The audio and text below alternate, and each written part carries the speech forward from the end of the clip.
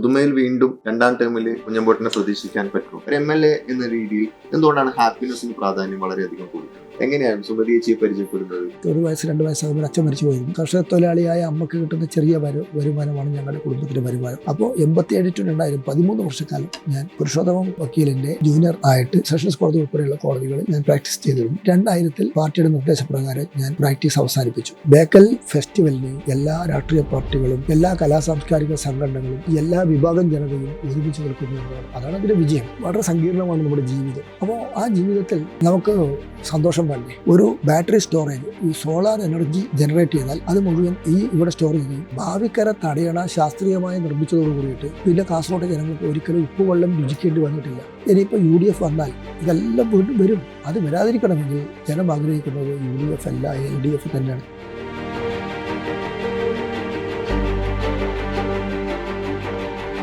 പുതുമ MLAയും CPMന്റെ സംസ്ഥാന committee അംഗവുമായിട്ടുള്ള advocate CH Kunhambu അവർകളാണ് ഇന്ന് നമ്മോടൊപ്പം. സ്വാഗതം. വളരെ പ്രയാസമേറിയ ഒരു ബാല്യകാലമായിരുന്നല്ലോ കുഞ്ഞമ്പേട്ടൻ്റെത്. എങ്ങനെയാണ് ആ ബാല്യകാലത്തെ ഓർക്കുന്നത്? എങ്ങനെയാണ് അവിടെ നിന്ന് ഒരു വിദ്യാർത്ഥി എന്നുള്ള രീതിയിൽ വിദ്യാർത്ഥി സംഘടനാ പ്രവർത്തനത്തിലേക്ക് ആ കാലഘട്ടത്തിൽ പോലീസ് പിടിച്ചുകൊണ്ട് പോകുന്ന ഒരു സംഭവങ്ങളൊക്കെ ഉണ്ടായിരുന്നു? എങ്ങനെയാണ് അത് ഓർത്തെടുക്കുന്നത്? ഞാൻ പിന്നെ വേടകം പഞ്ചായത്തിലെ ചെറിയൊരു ഗ്രാമത്തിലാണ് ഞാൻ ജനിച്ചു വളർന്നത്. അപ്പോൾ എനിക്ക് ചെറിയ എനിക്ക് 1 വയസ്സ് 2 വയസ്സാകുമ്പോൾ അച്ഛൻ മരിച്ചു പോയിരുന്നു. അമ്മ കർഷക തൊഴിലാളി സ്ത്രീയാണ്. അപ്പോൾ അമ്മയുടെ കർഷക തൊഴിലാളിയായ അമ്മക്ക് കിട്ടുന്ന ചെറിയ വരുമാനമാണ് ഞങ്ങളുടെ കുടുംബത്തിൻ്റെ വരുമാനം. എൻ്റെ തൊട്ടടുത്ത സഹോദരൻ എന്നെക്കാൾ 10 വയസ്സ് കൂടുതലുള്ളതാണ്. അപ്പം അങ്ങനെ വരുമ്പോൾ ഞാൻ ചെറിയ കുട്ടിയായിരിക്കുമ്പോൾ തന്നെ എൻ്റെ ഏട്ടൻ ജോലിക്ക് പോകുന്ന ആളാണ്. അപ്പോൾ ഞാൻ വീട്ടിൽ ഒറ്റക്കായിട്ടാണ് ഇങ്ങനെ വളർന്നു വന്നത്, തൊട്ടടുത്ത വീട്ടിലെ കുട്ടികളായിട്ട്.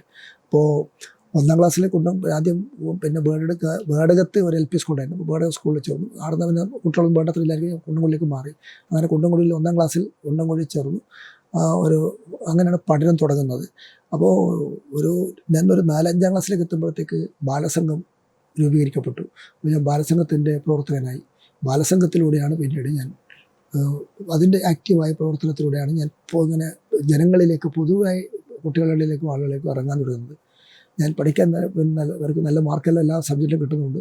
പിന്നെ 7ാം ക്ലാസ് വരെ കുണ്ടംകുഴി, 8, 9, 10 ഹൈസ്കൂൾ ബന്തെടുക്കുക. അത് കഴിഞ്ഞ് കാസർഗോഡ് ഗവൺമെൻറ് കോളേജിലേക്ക് വരികയാണ് ചെയ്തത്.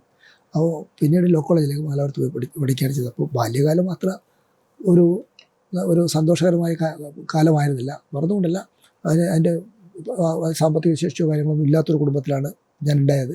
പക്ഷേ ഞാൻ സ്വയം പഠിക്കുകയും വളരുകയും ചെയ്തു. പിന്നെ പോലീസ് പിടിച്ചുകൊണ്ടിരുന്നത് വെച്ചാൽ 1974 ഈ ബസ് ചാർജ് വർധനവിനെതിരായി അന്ന് ഒരു സമരം ഉണ്ടായിരുന്നു. അപ്പോൾ യുവജന സമരത്തിലാണ്. ആ സമരത്തിൽ ഞാനും പങ്കെടുത്തിരുന്നു. ഞാൻ 7ാം പഠിക്കുകയാണ്, 7 6 പഠിക്കുന്ന സമയത്താണ്. അപ്പോൾ ആ സമരത്തിൽ പങ്കെടുത്ത് എനിക്കറിയില്ല പോലീസ് വരുന്നില്ല. എന്നെ രാത്രി പോലീസ് പിടിച്ചുകൊണ്ട് പോയി ലോക്കപ്പിലിട്ട് 5-8 പേരുണ്ട്. ഞങ്ങളെല്ലാം കോടതിയിലേക്ക് പിന്നെ കേസായി 2-3 കൊല്ലം കേസിന് പോയി. അപ്പോൾ ആദ്യമായിട്ട് ഞാൻ ലോക്കപ്പും പോലീസ് സ്റ്റേഷനും കോടതിയൊക്കെ കാണുന്നത് ഈ ചെറിയ പ്രായത്തിൽ ഈ സമരത്തിൽ പങ്കെടുത്തതിൻ്റെ ഭാഗമായിട്ടാണ്. അതിൻ്റെ ഒരു ഇൻഫ്ലുവൻസ് ആയിരിക്കും അഡ്വക്കേറ്റ് ആവാനുള്ള കാര്യം. അതൊരു ഘടകം തന്നെ. പിന്നീട് കോളേജിൽ പഠിക്കുമ്പോഴാണെങ്കിൽ നിരവധി കേസുകൾ, അപ്പോൾ എല്ലാം കൂടി ആയപ്പോൾ അഡ്വക്കേറ്റ് ആവാനാണ് നല്ലതെന്ന് തോന്നി അഡ്വക്കേറ്റ് ആയിരുന്നുള്ളൂ. അല്ലാതെ അതിപ്പോൾ എന്തെങ്കിലും ആവണമെന്ന മുൻ ഉദ്ദേശം ഏതെങ്കിലും രംഗത്തുണ്ടായിരുന്നില്ല. പഠിച്ചങ്ങ് പോയപ്പോൾ ഡിഗ്രി കഴിഞ്ഞപ്പോൾ പിന്നെ എഴുതി. അപ്പോൾ പിന്നെ BEd സീറ്റ് കിട്ടി, MA സീറ്റ് കിട്ടി. ഏതിൽ ചൂസ് ചെയ്യണം? അപ്പോൾ LLBക്ക് പോകണം. യുവ അഭിഭാഷകൻ എന്നുള്ള രീതിയിൽ എത്ര കാലം പ്രാക്ടീസ് ചെയ്തു? കുറച്ചധികം പ്രാക്ടീസ് ചെയ്യാനൊക്കെ പ്രൊഫഷൻ എന്നുള്ള രീതിയിൽ, അഡ്വക്കേറ്റ് എന്നുള്ള രീതിയിൽ പ്രവർത്തിച്ചു. അതെ, 1986 ഞാൻ പാസ്സാവുന്നത്. 1 കൊല്ലം ഞാൻ DYFI ജില്ലാ പ്രസിഡന്റ് ആയതുകൊണ്ട് പ്രാക്ടീസിനൊന്നും പോയില്ല. 87 ഞാൻ പ്രാക്ടീസ് തുടങ്ങി. പുരുഷോത്തമ വക്കീലിൻ്റെ ജൂനിയറായിട്ടാണ് ഞാൻ പ്രാക്ടീസ് ആരംഭിക്കുന്നത്. 2000 പാർട്ടിയുടെ നിർദ്ദേശപ്രകാരം ഞാൻ പ്രാക്ടീസ് അവസാനിപ്പിച്ചു. 2000 ജനുവരി 1-നാണത്. അപ്പോൾ 87 to 2000 13 വർഷക്കാലം ഞാൻ പുരുഷോത്തമം വക്കീലിൻ്റെ ജൂനിയർ ആയിട്ട് കാസർഗോഡ് കോടതിയിലെ സെഷൻസ് കോടതി ഉൾപ്പെടെയുള്ള കോടതികളിൽ ഞാൻ പ്രാക്ടീസ് ചെയ്തിരുന്നു. 2000 ജനുവരി 1 മുതൽ ഫുൾ ടൈം പാർട്ടി പ്രവർത്തകനാകണം, ജോലി ഉപേക്ഷിക്കണമെന്ന് പാർട്ടി നേതൃത്വം എന്നോട്, സംസ്ഥാന നേതൃത്വം തന്നെ ആവശ്യപ്പെട്ടതനുസരിച്ച് ആ പാർട്ടി തീരുമാനത്തെ വിധേയമായി അന്ന് മുതൽ ഞാൻ മുഴുവൻ സമയ പ്രവർത്തകനാണ്. കല്യാണത്തിന്റെ ഒരു ആനിവേഴ്സറി സെലിബ്രേഷൻ ഇപ്പോൾ ബേക്കൽ ബീച്ചുമായി ആ സമയത്ത് നടത്തുകയുണ്ടായിരുന്നു. കേക്ക് കട്ടിങ്ങിന്റെ ഫോട്ടോസ് ഒക്കെ നമ്മൾ കണ്ടു. എങ്ങനെയാണ് സുമതി ചേച്ചിയെ പരിചയപ്പെടുന്നത്? സുമതി നമ്മുടെ നാട്ടുകാരിയാണെങ്കിലും ശരിക്കും പരിചയപ്പെടുന്ന കോളേജിൽ വന്നപ്പോഴാണ്. അപ്പോൾ കോളേജിൽ വന്ന സുമതിയെ SFI മെമ്പർഷിപ്പ് കൊടുത്തു. SFI പ്രവർത്തനത്തിൽ പങ്കാളികളാക്കി, കമ്മിറ്റിയെല്ലാം എടുത്തു. സുമതി ഭയങ്കര ആക്റ്റീവായ ഒരു SFI കാരത്തിയായി. അത് കഴിഞ്ഞ് സുമതി പിന്നെ ഡിഗ്രി എല്ലാം കഴിഞ്ഞതിന് ശേഷം സുമതി മഹിളാ അസോസിയേഷൻ്റെ ജില്ലാ പ്രസിഡൻ്റായി. അപ്പോഴാണ് കാസർഗോഡ് ഏരിയ കമ്മിറ്റി സെക്രട്ടറിയും DYFI ജില്ലാ പ്രസിഡൻറ്റുമായ ഞാൻ വിവാഹത്തെക്കുറിച്ച് ആലോചിക്കുന്നത്. അപ്പോൾ സുമതിയോട് തന്നെ നേരിട്ട് ചോദിച്ചു, ഇങ്ങനെ തയ്യാറാണോ? ഓക്കെ എന്ന് പറഞ്ഞു. അപ്പോൾ അന്നത്തെ പാർട്ടി ജില്ലാ സെക്രട്ടറി കരുണാകരനോട് കാര്യങ്ങളെല്ലാം ബോധ്യപ്പെടുത്തിയതിന് ശേഷം കരുണാകരൻ സുമതിയുടെ കുടുംബവുമായി ബന്ധപ്പെട്ട് സംസാരിച്ച് ഉറപ്പിക്കുകയാണ് ചെയ്തത്. അതിൻ്റെ അടിസ്ഥാനത്തിൽ 89 ഡിസംബർ 31 കാസർഗോഡ് മിലൻ തിയേറ്ററുണ്ട്. അപ്പോൾ മിലൻ തിയേറ്ററിനെ പൊളിച്ചു മാറ്റി. അന്ന് വേറെ ഓഡിറ്റോറിയങ്ങളൊന്നുമില്ല. അവിടെ വെച്ചാണ് വിവാഹം നടന്നത്. ആ വിവാഹത്തിൻ്റെ 36ാമത് വാർഷികമാണ്. നമ്മൾ ബീച്ച് ഫെസ്റ്റിവൽ നടക്കുമ്പോൾ ഞാൻ പോലും അറിയാതെ ഈ ഫേസ്ബുക്കിലെ വിവാഹ വാർഷികം കണ്ടിട്ട് അവിടുത്തെ സംഘാടകർ ഒരു കേക്ക് ഉണ്ടാക്കി വെച്ചത് കേക്ക് മുറിക്കൽ നടന്നു. ഉദുമ മണ്ഡലത്തിന്റെ ഒരു പ്രോഗ്രസ് റിപ്പോർട്ട് അടുത്തിടെയായി പുറത്തിറക്കുന്ന ഒരു സാഹചര്യം ഉണ്ടായി. അപ്പം എനിക്കൊന്ന് സംസ്ഥാന സർക്കാരിന്റെ പ്രോഗ്രസ് റിപ്പോർട്ട് ഇറക്കിയതിന്റെ ഒരു അതേ ഒരു മാതൃക പിന്തുടർന്നിട്ടാണ് ഇറക്കിയത്. എങ്ങനെയാണ് ഉദുമ മണ്ഡലത്തിന്റെ വികസനത്തിന്റെ പ്രോഗ്രസിനെ ജനങ്ങൾക്ക് മുമ്പിൽ വെക്കുന്നത്? ഉദുമ മണ്ഡലം നല്ല വികസനം കുതിപ്പുണ്ടാക്കിയൊരു മണ്ഡലമാണ്. മുൻ MLA മാരും അക്കാര്യത്തിൽ അവരുടെ കാലഘട്ടം നന്നായിട്ട് ഉപയോഗപ്പെടുത്തിയിട്ടുണ്ട്. ഞാൻ MLA ആയ അതിന് ശേഷമുള്ള ഈ 5 കൊല്ലം എന്ന് പറയുന്നത് ഉദുമ മണ്ഡലത്തിൽ 1510 കോടി രൂപയുടെ വികസന പ്രവർത്തനങ്ങൾക്ക് ഭരണാനുമതി വാങ്ങി, സാങ്കേതിക അനുമതി വാങ്ങി, ഈ പ്രവൃത്തികളുടെ വിവിധ ഘട്ടങ്ങളാണ് പൂർത്തീകരിച്ചതുണ്ട്, പകുതിയായതുണ്ട്, തുടങ്ങിയതുണ്ട്, തുടക്കം കുറിക്കാറ്റിക്കുന്നതൊക്കെ ഉണ്ട്. ഈ 1510 കോടി രൂപയിൽ സ്കൂളുകൾ, ആശുപത്രി, അതുപോലെ തന്നെ റോഡുകൾ, പാലങ്ങൾ, വൈദ്യുതി, പിന്നെ കുടിവെള്ളം തുടങ്ങിയ നിരവധി മേഖലകളിൽ, CWC തുടങ്ങിയ നിരവധി മേഖലകളിലെ വികസന പ്രവർത്തനം നടന്നിട്ടുണ്ട്. ഈ 8 പഞ്ചായത്തുകളിലും നമുക്ക് ഇപ്പോൾ ആനുപാതികമായ രീതിയിൽ തന്നെ പ്രവർത്തനങ്ങൾ വന്നിട്ടുണ്ട്. ഒരു മികച്ച നിലയിൽ തന്നെ റോഡുകളും അതുപോലെ തന്നെ മറ്റ് അത്യാവശ്യമുള്ള കാര്യങ്ങളെല്ലാം ചെയ്തു കൊടുത്തിട്ടുണ്ട്. ഏറ്റവും നല്ല വികസന പ്രവർത്തനമാണ് ഈ 4 കൊല്ലത്തിനിടയിൽ ഉദുമ മണ്ഡലത്തിൽ നടന്നതെന്നാണ്. അതിൻ്റെ ഒരു പ്രോഗ്രസ് റിപ്പോർട്ട് ഞാൻ ഇറക്കിയിട്ടുണ്ട്. ജനങ്ങൾക്ക് മുഴുവൻ അത് കാണാം. ഞാനിപ്പോൾ അത് ഓൺലൈനിൽ ഇട്ടിട്ടുണ്ട്. അതുപോലെ തന്നെ അതിൻ്റെ ഒരു വീഡിയോവും ഉണ്ട്. അപ്പോൾ ജനങ്ങൾക്കത് ഇങ്ങനെ വെറുതെ പറയുന്നതെന്ന് അല്ല, ജനങ്ങൾക്കത് കാണിച്ചു കൊടുക്കുന്ന വിഷ്വൽ തന്നെ കാണിച്ചു കൊടുക്കാൻ കഴിയുന്ന രീതിയിലേക്കുള്ള പ്രവർത്തനങ്ങൾ ഈ കാലങ്ങളിൽ നടന്നിട്ടുണ്ട്. മുമ്പത്തെ MLA മാരുടെ കാലത്തും നല്ല തോതിൽ വികസന പ്രവർത്തനം നടന്നിട്ടുണ്ട്. എങ്ങനെയാണ് ഇപ്പം നമ്മുടെ MLA എന്നുള്ള രീതിയിൽ മുമ്പ് തന്നെ ഇപ്പം കുഞ്ഞമ്മേട്ടൻ്റെ ബാല്യകാലം ബേർഡെടുക്കുക എന്ന് പറയുന്ന ഒരു ഗ്രാമത്തിൽ അല്ലെങ്കിൽ പഞ്ചായത്തിനകത്താണ്, ഭീമുകാൽ എന്ന് പറയുന്ന പ്രദേശത്ത്. അവിടെ ബാല്യം, പിന്നീട് യൗവനകാലത്ത് കാസർഗോഡേക്ക് വരുന്നു. ഇവിടെ യുവജന സംഘടനയുമായി ബന്ധപ്പെട്ടിട്ട് വർക്ക് ചെയ്യുന്നു. പിന്നെ മഞ്ചേശ്വരത്ത് MLA എന്നുള്ള രീതിയിൽ വർക്ക് ചെയ്യുന്നു. അപ്പം ഒരു ജില്ലയുടെ 3 ഭൂപ്രദേശങ്ങളിൽ 3 അല്ലെങ്കിൽ വ്യത്യസ്തമായിട്ടുള്ള സംസ്കാരം ഉള്ള സ്ഥലങ്ങളാണ്. ഇപ്പൊ കാസർഗോഡാണ് താമസം. എങ്ങനെയാണ് ഒരു സജീവ രാഷ്ട്രീയ പ്രവർത്തകൻ എന്നുള്ള രീതിയിൽ കാസർഗോഡ് ജില്ലയുടെ വികസനത്തെ, ഇതിന്റെ ഒരു സെക്കുലർ സ്വഭാവത്തെ കാണുന്നത്? ഞാൻ പഠിച്ച് നിയമപഠനം പൂർത്തിയാക്കി പിന്നെ വക്കീലായി പ്രാക്ടീസ് തുടങ്ങിയതോട് കൂടിയിട്ട് കാസർഗോഡ് താമസിക്കണമെന്നൊരു ചിന്ത വന്നു. അങ്ങനെയാണ് കാസർഗോഡ് താമസിക്കുന്നത്. കാസർഗോഡ് താമസം തുടങ്ങിയതിന് ശേഷം, വിവാഹം കഴിഞ്ഞതിന് ശേഷം ഞങ്ങൾ സ്വന്തമായി വീടൊക്കെ എടുത്ത് ഇവിടെ തന്നെ താമസമായി. മഞ്ചേശ്വരത്ത് മത്സരിക്കാൻ അവസരം കിട്ടി. മഞ്ചേശ്വരം ജയിച്ചപ്പോൾ പ്രവർത്തനം പിന്നീട് വടക്കോട്ട് തന്നെയായി. അപ്പോൾ മഞ്ചേശ്വരത്തെ ഒരു ജീവിത രീതിയും സംസ്കാരവും ഒരു വ്യത്യസ്തമാണെങ്കിലും അവരുമായി ഇഴുകിച്ചേർന്ന് പ്രവർത്തിക്കാനൊക്കെ കഴിഞ്ഞു. എനിക്ക് തോന്നുന്നത് നമ്മുടെ ജില്ലയിൽ ഏത് ഭാഗമായാലും, വടക്കായാലും ജില്ലയുടെ തെക്കൻ ഭാഗമായാലും ഇതിൻ്റെ ഏത് ഭാഗത്തായാലും നമ്മുടെ പൊതുവായി വികസന പ്രവർത്തനങ്ങളും കാര്യങ്ങളൊക്കെ സാമാന്യം നല്ല നിലയിൽ തന്നെ വന്നിട്ടുണ്ട്. ഇനിയും കുറേ കാര്യങ്ങൾ വരാനുണ്ട്. ഇക്കാര്യത്തിൽ നമുക്ക് ഏതെങ്കിലും ഒരു വിവേചനം എവിടെയും ഉണ്ടാകാൻ പാടില്ല. എല്ലാ പ്രദേശങ്ങളും ഒരുപോലെ വികസന പ്രവർത്തനങ്ങളും പൊതുവായി ജില്ലക്ക് ആവശ്യമായ കുറേ കാര്യങ്ങളും ഒരുമിച്ച് ഇറക്കുന്നുണ്ട്. ഇപ്പോൾ നാഷണൽ ഹൈവേ വന്നതോട് കൂടിയിട്ട് നമ്മൾ ഒരു വലിയ വികസന കുതിപ്പ് തന്നെ നമ്മുടെ നാട്ടിൽ വന്നു. പുറമേ നല്ല വരുന്നവർക്ക് അത്ഭുതമാണ് കാസർഗോഡ് നാഷണൽ ഹൈവേയുടെ ഈ ഇന്നത്തെ ഒരു സൗകര്യം. അതുപോലെ തന്നെ മറ്റൊട്ടനവധി സൗകര്യം. അപ്പോൾ മൊത്തം നമ്മുടെ ജില്ല ഞാൻ കോളേജിൽ പഠിക്കുന്ന സമയത്തായാലും പിന്നീട് പ്രാക്ടീസ് തുടങ്ങുന്ന സമയത്തായാലും അന്നത്തെ കാസർഗോഡല്ല ഇന്നത്തെ കാസർഗോഡ്. 25 കൊല്ലം കൊണ്ട് കാസർഗോഡ് വലിയ മാറ്റങ്ങളാണ് വന്നിരിക്കുന്നത്. ഇതേ നില തുടരുകയാണെങ്കിൽ ഇനി ഏതാനും വർഷങ്ങൾക്കുള്ളിൽ കാസർഗോഡ് ജില്ല ഒരു വികസന കുതിപ്പിലേക്ക് എത്തുമെന്ന കാര്യത്തിൽ യാതൊരു തർക്കമില്ല. ബേക്കൽ ബീച്ച് ഫെസ്റ്റ് പോലെ വളരെ റിസ്കി ആയിട്ടുള്ള, അല്ലെങ്കിൽ നമ്മുടെ ജനതയ്ക്ക് പരിചിതമല്ലാത്തൊരു ബീച്ച് ഫെസ്റ്റാണ് ഉദുമ മണ്ഡലത്തിലേക്ക് താങ്കൾ കൊണ്ടുവന്നത്. എങ്ങനെ കാണുന്നു ഉദുമ മണ്ഡലത്തിനകത്ത് ബേക്കൽ ബീച്ച് ഫെസ്റ്റിന്റെ 3ാം എഡിഷൻ പൂർത്തിയാകുമ്പോൾ എങ്ങനെയാണ് അതിനെ വിലയിരുത്തുന്നത്? ബേക്കൽ വിനോദസഞ്ചാര ഭൂപടത്തിൽ വലിയ സ്ഥാനമുള്ളതാണ്. ധാരാളം ആളുകൾ ബേക്കൽ കോട്ട കാണാൻ വേണ്ടി വരുന്നുണ്ട്. കോട്ടയാണ് നമുക്ക് അവിടുത്തെ ഈ വിനോദസഞ്ചാരത്തിൻ്റെ കേന്ദ്രം. ചിരപുരാതനമായ കോട്ടയ്ക്ക് വലിയൊരു ചരിത്രമുണ്ട്. അതുകൊണ്ട് തന്നെ നമ്മുടെ നാട്ടുകാരും അല്ലെങ്കിൽ നമ്മുടെ കേരളക്കാരെക്കാൾ കൂടുതലിഷ്ടം കേരളത്തിന് വെളിയിലുള്ളവർക്ക്, വിദേശ രാജ്യങ്ങളിലുള്ളവർക്ക് ഈ കോട്ട കാണുക എന്നത് ഒരു വലിയ സന്തോഷമുള്ള കാര്യമാണ്. അതുകൊണ്ട് അവിടെ വരുന്ന സഞ്ചാരികൾക്ക് ആ വിനോദസഞ്ചാരത്തിന് തന്നെ അല്ലെങ്കിൽ ടൂറിസത്തിന് തന്നെ വലിയൊരു ഉയർച്ച ഉണ്ടാക്കാൻ വേണ്ടിയാണ് നമുക്കെന്ത് ഫെസ്റ്റിവൽ നടത്തിക്കൂടെ എന്ന് ആലോചിച്ചത്. ഫെസ്റ്റിവൽ കൊണ്ട് അതിന് ഒരു ഉയർച്ച ഉണ്ടാകുമെങ്കിൽ അതാവട്ടെ. അങ്ങനെ നിയമസഭയിൽ ആ വിഷയം ഉന്നയിച്ചു. ഫെസ്റ്റിവൽ എല്ലാ ബീച്ചുകളിലും നടത്തുന്നതിനെക്കുറിച്ച് ഗവൺമെൻറ് ആലോചിച്ചു. അത് ഏറ്റവും പ്രധാനമായും ബേക്കലിൽ നടത്തുന്നത് വളരെ ഉചിതമായിരിക്കുമെന്ന് പറഞ്ഞു. അതിൻ്റെ അടിസ്ഥാനത്തിലാണ് ആദ്യത്തെ വർഷം 2022 ഒന്നാമത്തെ ബേക്കൽ ബീച്ച് ഫെസ്റ്റിവൽ നടത്തിയത്. അത് ഈ കോവിഡിൻ്റെ അടച്ചിടലിൽ ആകെ ബുദ്ധിമുട്ടിയ ജനത ഇത് കേട്ടപ്പോൾ ഒന്ന് ബേക്കലിൽ എത്തണമെന്ന് അങ്ങനെ ഒഴുകിയെത്തി ജനം. 10 ദിവസവും ജനം ഒഴുകിയെത്തി. അതൊരു വൻ വിജയമായി. തുടർന്ന് 2 എഡിഷൻ, മൂന്നാമത്തെ വർഷം എത്തുമ്പോഴത്തേക്കും വയനാട് ദുരന്തം വന്നപ്പോൾ നമ്മളത് ലൈറ്റാക്കി. ഈ വർഷം 3ാമത്തെ എഡിഷൻ വളരെ ഗംഭീരമായി നടന്നു. ഈ വർഷത്തെ പ്രത്യേകത ഈ ബേക്കലിനെ ലോകോത്തരമാക്കിയതിൽ സുപ്രധാനമായ പങ്ക് വഹിച്ചതാണ് ബോംബെ സിനിമ. ആ ബോംബെ സിനിമ എടുത്തതിൻ്റെ 30ാം വാർഷികമാണ്. അതുപോലെ തന്നെ ഈ ബേക്കൽ കോട്ടയെ ആസ്പദമാക്കി ഇവിടെ ടൂറിസം വളർത്തണം എന്നതിന് ഗവൺമെൻറ് ഉണ്ടാക്കിയ സംവിധാനമാണ് BRDC. BRDC രൂപീകരിച്ചതിൻ്റെയും ഒരു 30ാം വാർഷികമാണ്. ഇത് രണ്ടും വെച്ചുകൊണ്ട് ഈ സിനിമാ നിർമ്മാണ കേന്ദ്രങ്ങൾ, പഴയകാല സിനിമാ നിർമ്മാണ കേന്ദ്രങ്ങളെ ഒന്നുകൂടി ഹൈലൈറ്റ് ചെയ്യുകയും അത് സിനി ടൂറിസമാക്കി മാറ്റുകയും ചെയ്യണമെന്ന ഗവൺമെൻറ് കാഴ്ചപ്പാടനുസരിച്ചാണ് ഇത്തവണ ആ ബോംബെ സിനിമയുടെ നിർമ്മാതാക്കളായ മണിരത്നം, അദ്ദേഹം വിശ്വപ്രശസ്തനാണ് മണിരത്നം, അതിലെ മുഖ്യ കഥാപാത്രമായ മനീഷ കൊയ്രാള, അതിൻ്റെ ഛായാഗ്രഹണം നടത്തിയ രാജീവ് മേനോൻ, അവരെല്ലാം ബേക്കലിലേക്ക് കൊണ്ടുവരാൻ കഴിഞ്ഞത് അത് വലിയൊരു ചരിത്ര സംഭവമാണ്.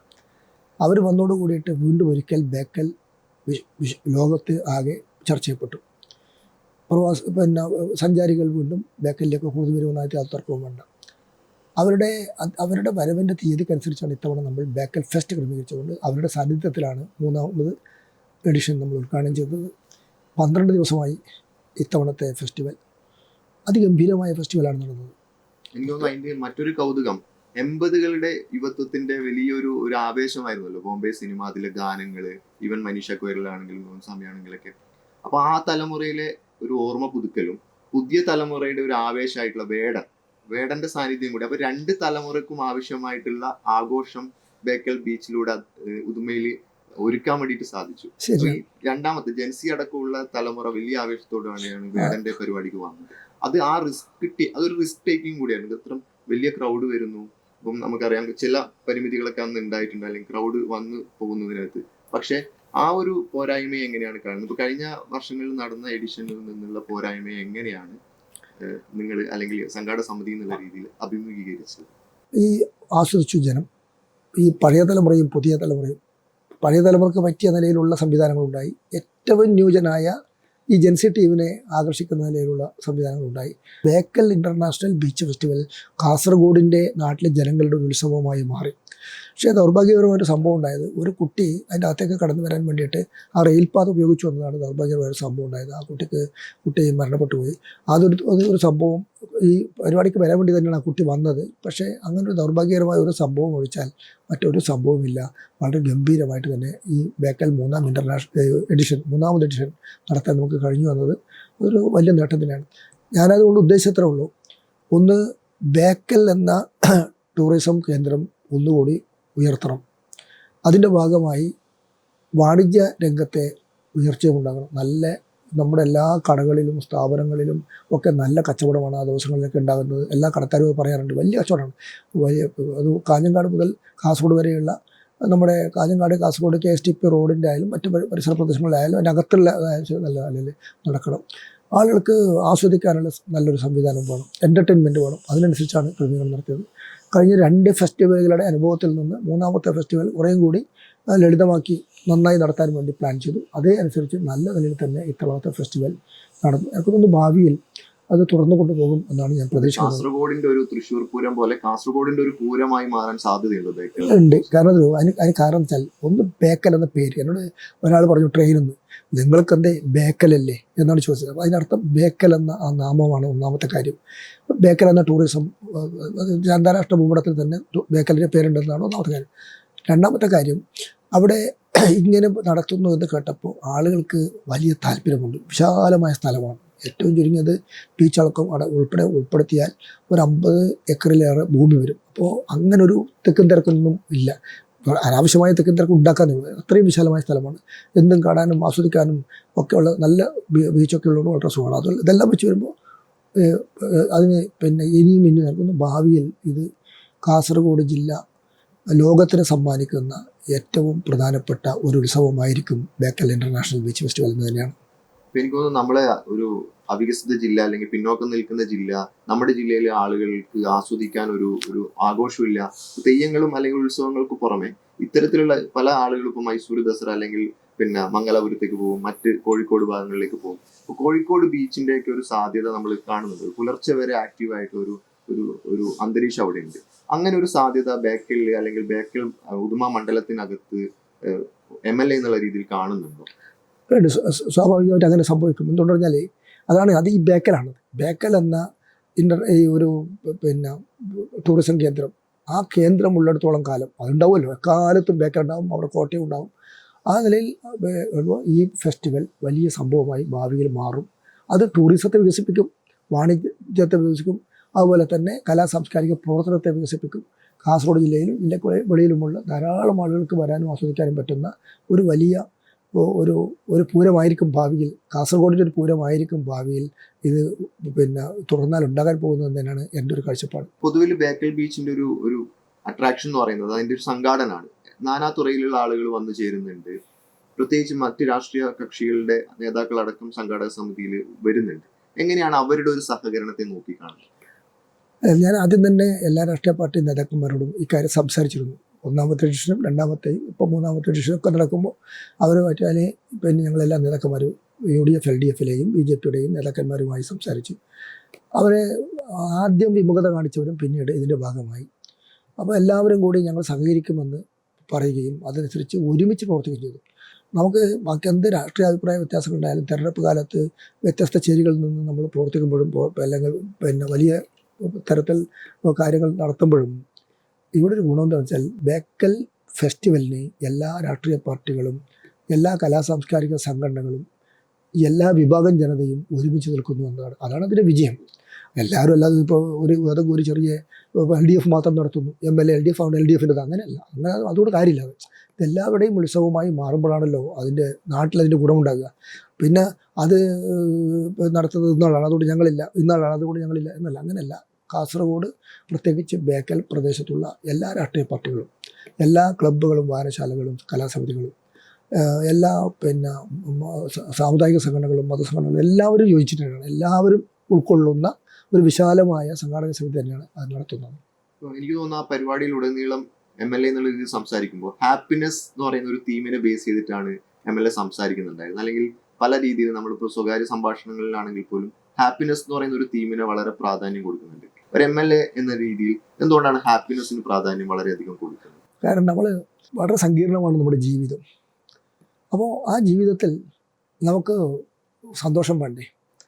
അപ്പോൾ സന്തോഷത്തിന് നമ്മൾ പ്രാധാന്യമുണ്ട്. ഞാൻ പല യോഗങ്ങളും പറയാറുണ്ട്, നമ്മൾ സന്തോഷിച്ച് ജീവിക്കണം. നമ്മൾ കുറച്ചാലും ജീവിക്കും. ആ ജീവിക്കുമ്പോൾ നമ്മൾ എല്ലാം സന്തോഷം ഉണ്ടാകണം, ആസ്വദിക്കാൻ കഴിയണം, മറ്റുള്ളവരുമായിട്ട് നല്ല സൗഹാർദ്ദം വേണം, സ്നേഹത്തിൻ്റെയും ഐക്യത്തിൻ്റെയും സാഹോദര്യത്തിൻ്റെയും സന്തോഷത്തിൻ്റെയും ഒരു ഒത്തുചേരലാണ് നമുക്ക് വേണ്ടത്. അതുകൊണ്ടാണ് ഞാൻ ഈ ഹാപ്പിനെസ്സിനെ കുറിച്ച് എല്ലായിടത്തും പറയും. ഇപ്പോൾ ഫിൻലാൻഡിനെ കുറിച്ച് പറയും, ലോകത്തെ ഹാപ്പിനെസ്സിൽ 1ാം സ്ഥാനത്ത് ഫിൻലാൻഡാണ്. ഏറ്റവും അവസാനം കിടക്കുന്നത് അഫ്ഗാനിസ്ഥാനാണ്. ഇന്ത്യയിൽ അതിർക്കുമ്പോൾ കേരളമാണ്. ഏറ്റവും അവസാനം കിടക്കുന്നത് ബീഹാറാണെന്നൊക്കെ പറയുന്നത് ഈ തുലനത്തിന് വേണ്ടിയാണ്. അപ്പോൾ നമ്മൾ ജീവിക്കുന്നത് ഇങ്ങനെ വെറുതെ ജീവിച്ച് തീർക്കലല്ല, ജീവിക്കുമ്പോൾ സന്തോഷത്തോടു കൂടി ജീവിക്കുക എന്നൊരു പ്രധാനമാണ്. ഭരണഘടനയുടെ കാര്യം പറഞ്ഞിട്ട് ഡിഗ്നിറ്ററി ഓഫ് ദ ലൈഫ് എന്ന് വെച്ചാൽ ഒരു ലൈഫ് ഒരു അന്തസ്സുള്ളതായിരിക്കണമല്ലോ. അങ്ങനെ വരുമ്പോൾ അതുപോലെ തന്നെ അന്തസ്സുള്ള ജീവിതവും സന്തോഷകരമായ ജീവിതവുമാണ് ജനങ്ങൾക്ക് ആവശ്യം. അതുകൊണ്ട് അതിന് ഫെസ്റ്റിവൽ ഒരു ഘടകമാണ്. സന്തോഷിക്കട്ടെ ആളുകൾ. അതുകൊണ്ട് ആ സന്തോഷം ഈ ഫെസ്റ്റിവൽ നടക്കുമ്പോൾ നമ്മൾ സ്റ്റേജിൽ നിന്നിട്ട് ജനങ്ങളെ നോക്കിയാൽ അത് മനസ്സിലാവും ആളുകൾ എങ്ങനെയാണ് ഇത് ആസ്വദിക്കുന്നത് എന്ന്. അത്രയും വലിയ ആസ്വാദനമാണ് ഈ രംഗത്ത് കാണുന്നത്. ഇപ്പം മണ്ഡലത്തിലെ MLA എന്നുള്ള രീതിയിൽ മണ്ഡലത്തിലെ ജനങ്ങൾ സന്തോഷവാന്മാരാണെന്നുള്ള കോൺഫിഡൻസ് എത്രത്തോളം ഉണ്ടല്ലോ? തീർച്ചയായിട്ടും എനിക്ക് തോന്നുന്നു വളരെ സന്തോഷത്തിൽ തന്നെയാണ് ജനങ്ങൾ കഴിയുന്നത്. എന്നുവെച്ചാൽ എല്ലാ വിദ്യാഭ്യാസ രംഗത്തിൽ നമ്മൾ മുമ്പിൽ നിൽക്കുന്നു, ആരോഗ്യ പരിപാലനത്തിൽ മുമ്പിൽ നിൽക്കുന്നു, എല്ലാവർക്കും സാമാന്യ വരുമാനം എല്ലാവർക്കും ഉണ്ട്, വളരെ പിന്നെ കഷ്ടപ്പെടുന്ന ആളുകൾ വളരെ കുറവാണ്. അപ്പോൾ എല്ലാ രംഗത്തും നല്ല ഒരു ജീവിതമാണ് നമുക്കുള്ളത്. എനിക്ക് തോന്നുന്നത് കേരളത്തിൻ്റെ പൊതുവികാസം എടുക്കുമ്പോൾ അതിൻ്റെ എല്ലാ അനുപാതത്തിലും നമുക്ക് കിട്ടിക്കാണുമല്ലോ. അത് കേരളത്തിലെ പൊതുവികാസമാണ്. സ്കാൻഡിനേവിയൻ രാജ്യങ്ങൾ നേടിയ നേട്ടത്തിൻ്റെ അത്ര തന്നെ കേരളം നേടിയെന്നാണല്ലോ ഇപ്പോൾ നമ്മൾ കാണുന്നത്. അപ്പോൾ അതിൻ്റെ ഒരു സന്തോഷം പുതുമയിലുണ്ട്. എന്ത് ഇനിഷ്യേറ്റീവിലാണ് സന്തോഷം തോന്നിയത് മണ്ഡലത്തിൽ? ഒന്ന് ഏറ്റവും പ്രധാനപ്പെട്ടത് ആരോഗ്യ മേഖലയാണ്. ആരോഗ്യ മേഖലയിൽ നമ്മുടെ CHSകൾ, നമ്മുടെ ഫാമിലി ഹെൽത്ത് സെൻ്ററുകൾ, അതിന് പുറമെ ജില്ലാ താലൂക്ക് ആശുപത്രി, ഇതെല്ലാം നമ്മുടെ പിന്നെ മണ്ഡലത്തിലുണ്ട്. അതിന് പുറമെയാണ് ടാറ്റ ട്രസ്റ്റ് ഹോസ്പിറ്റൽ നമ്മുടെ പിന്നെ മറ്റേ കോവിഡ് കാലത്ത് ആരംഭിച്ചു. കോവിഡ് കഴിഞ്ഞപ്പോൾ അത് പ്രവർത്തിക്കാതായി. കാരണം അത് കണ്ടെയ്നറുകളിലായതുകൊണ്ട് ആളുകൾക്ക് പോയി നിൽക്കാൻ പറ്റില്ല. അതിനെ നമുക്കൊരു പുതിയ ആശുപത്രി ആക്കണമെന്നത്, അതാണ് ഞാൻ ഏറ്റവും കൂടുതൽ അതിനുവേണ്ടി മെനക്കെട്ടു. അതിന് ഈ 5 വർഷം കൊണ്ട് അതൊരു സ്പെഷ്യാലിറ്റി ആശുപത്രിയായി ഉയർത്തി ക്രിട്ടിക്കൽ കെയർ യൂണിറ്റ് എന്ന ചട്ടഞ്ചാൽ ഗവൺമെൻറ് ആശുപത്രി എന്ന ഒരു പുതിയ ആശുപത്രി സമുച്ചയം ഈ കോവിഡ് ആശുപത്രി നിലനിന്ന സ്ഥലത്ത് ഇപ്പോൾ ഉയർന്നു വരുന്നുണ്ട്. അതിൻ്റെ പ്രവൃത്തി ആരംഭിച്ചു കഴിഞ്ഞു. 1 വർഷം കൊണ്ട് അതിൻ്റെ പണി പൂർത്തിയാകും. അതിനാവശ്യമായ തസ്തികകളൊക്കെ സൃഷ്ടിച്ചിട്ടുണ്ട്. അവിടെ എല്ലാ പിന്നെ രോഗങ്ങൾക്കും ചികിത്സയുള്ള ജില്ലാ ആശുപത്രിയുടെ സമാനമായ നിലയിൽ ഉയർന്നു വരുന്ന ഒരു ആശുപത്രിയായിട്ട് അത് ഭാവിയിൽ നമുക്ക് ഉയർത്താൻ കഴിയുന്ന നിലയിലാണ് വന്നപ്പോൾ ഒരു ആശുപത്രി കൂടി കിട്ടി. മെഡിക്കൽ കോളേജ്, ചട്ടഞ്ചാൽ ഗവൺമെൻറ് ആശുപത്രി, ജില്ലാ ആശുപത്രി, താലൂക്ക് ആശുപത്രി, ജനറൽ ആശുപത്രി, താഴോട്ട് CHSC PHSC. അപ്പോൾ ആരോഗ്യ മേഖലയിലുള്ള ഏറ്റവും പ്രധാനപ്പെട്ട ഒരു പ്രവർത്തനമാണ് ചട്ടഞ്ചാൽ ഗവൺമെൻറ് ആശുപത്രിയിലൂടെ ഉയർത്തിക്കൊണ്ടുവരാൻ കഴിഞ്ഞത്. ഇപ്പോൾ മെഡിക്കൽ കോളേജിന്റെ ഒരു സ്ഥിതി, നിലവിലെ സ്ഥിതി, അത് പൂർണ്ണാർത്ഥത്തിൽ ജനങ്ങൾക്ക് ഉപകാരപ്രദമാകുന്ന ഒരു ലൊക്കേഷൻ അല്ല എന്നുള്ള വിമർശനം പൊതുവിലുണ്ട്. അതിന്റെ നിർമ്മാണ പ്രവർത്തനമാണെങ്കിലും നമ്മൾ പ്രതീക്ഷിക്കുന്ന രീതിയിൽ വന്നിട്ടില്ല. അപ്പൊ അതിനൊരു പകരം അല്ലെങ്കിൽ അതിനൊരു ആൾട്ടർനേറ്റീവ് ആയിട്ട് നമ്മുടെ ഈ ചട്ടഞ്ചാലിലെ ആശുപത്രി മാറുമോ? അല്ലെങ്കിൽ ജനങ്ങൾക്ക് ഒരു പക്ഷേ ബദിയടുക്കയിലേക്ക് ട്രാവൽ ചെയ്ത് അങ്ങോട്ടുള്ള ഒരു ആക്സസിബിലിറ്റി വളരെ പ്രധാനമാണ്. അപ്പൊ അതിനെങ്ങനെയാണ് ഇത്രയും പെട്ടെന്ന് അതാക്കാൻ എന്തൊക്കെ നടപടികളാണ് MLA എന്നുള്ള രീതിയിൽ ചെയ്തിട്ടുള്ളത്? മെഡിക്കൽ കോളേജ് നമ്മുടെ ജില്ലയുടെ ഒരു എക്സ്ട്രീമെൻറ്റിലായി പോയി സ്ഥാപിച്ചത്. അത് അവിടെ ആയിരുന്നില്ല പണിയിരുന്നത്. ജില്ലയിലെ ഏതെങ്കിലും മധ്യഭാഗത്തോ കാസർഗോഡ് ടൗണോ മറ്റെല്ലാം ഒരു നിയറസ്റ്റ് സ്ഥലത്തോ ആയിരുന്നെങ്കിലും ജനങ്ങൾക്ക് കുറയും. കാരണം ഇതിപ്പോൾ ചീമേനിയിൽ നിന്നും കൊടക്കാട് നിന്നും ഈ പറയുന്ന സ്ഥലത്തേക്ക് ആളുകൾ എത്തിപ്പെടുക എന്നത് അപ്രായോഗികമാണ്. അവർക്ക് കണ്ണൂരേക്ക് പോകുന്നതാണ് കുറച്ചും കൂടി എളുപ്പം, അതിലേക്ക് മംഗലാപുരത്ത് പോകുന്നതാണ് കുറച്ചും കൂടി എളുപ്പമായിട്ട് വരിക. അത്രയും ദൂരത്താണ് ഇതിൻ്റെ നമ്മുടെ ജില്ലയുടെ ഒരു തലയിൽ നിന്ന് മറ്റൊരു തലയിലേക്ക് എടുക്കുമ്പോൾ കാണുന്നത്. അത് സംഭവിച്ചു. മെഡിക്കൽ കോളേജ് ഉമ്മൻചാണ്ടി സർക്കാരിൻ്റെ കാലത്ത് തറക്കല്ലിട്ടു എന്നതൊഴിച്ച് മറ്റൊന്നും ചെയ്തിട്ടില്ല. പിന്നീട് വന്ന പിണറായി സർക്കാരാണ് അതിൻ്റെ നിർമ്മാണ പ്രവർത്തനങ്ങളെല്ലാം ആരംഭിച്ചത്. ഇപ്പോൾ ഒരു ഘട്ടം പൂർത്തീകരിച്ചു. ഈ വർഷം നമ്മൾ ക്ലാസ് ആരംഭിച്ചു. OP MIP ഒക്കെ അവിടെ തുടങ്ങിയിട്ടുണ്ട്. മെഡിക്കൽ കോളേജ് യാഥാർത്ഥ്യമായി. ഇനിയിപ്പോൾ മെഡിക്കൽ കോളേജ് എന്ന് പറഞ്ഞാൽ എന്താ വെച്ചാൽ മെഡിക്കൽ കോളേജ് ഞാൻ മെഡിക്കൽ ക്ലാസ്സുകൾ ആരംഭിച്ചു. അതിൻ്റെ കടമ്പകൾ മുഴുവൻ കടന്ന് മെഡിക്കൽ ഫസ്റ്റ് ഇയർ ആരംഭിച്ചു. അടുത്ത വർഷം മുതൽ ഇനി തുറന്നാൽ നടക്കുമല്ലോ.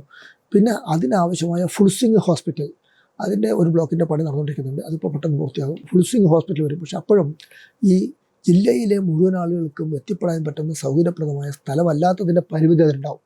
ആ പരിമിതി ചട്ടഞ്ചാലിലെ ഗവൺമെൻറ് ഹോസ്പിറ്റലിൽ നികത്തുമെന്ന് പറഞ്ഞാൽ ചട്ടഞ്ചാല് ഈ കാഞ്ഞങ്ങാട് പിന്നെ നമ്മുടെ ജനറൽ ആശുപത്രിയുടെയും ജില്ലാ ആശുപത്രിയുടെയും മെഡിക്കൽ കോളേജിൻ്റെയും മിഡിലല്ല അതിൻ്റെ പിന്നെ അതിൻ്റെ ഇടയിൽ നിൽക്കുന്നതാണ്. മിഡിലെന്ന് പറയാൻ പറ്റില്ല. കാരണം കാഞ്ഞങ്ങാട് നിന്ന് ഒരു 15 കിലോമീറ്റർ, ഇവിടുന്ന് ഒരു 30 കിലോമീറ്റർ ഉണ്ടാവും.